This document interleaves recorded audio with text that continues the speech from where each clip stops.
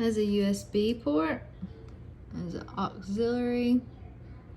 You set the date and time and year up right there where it says set up.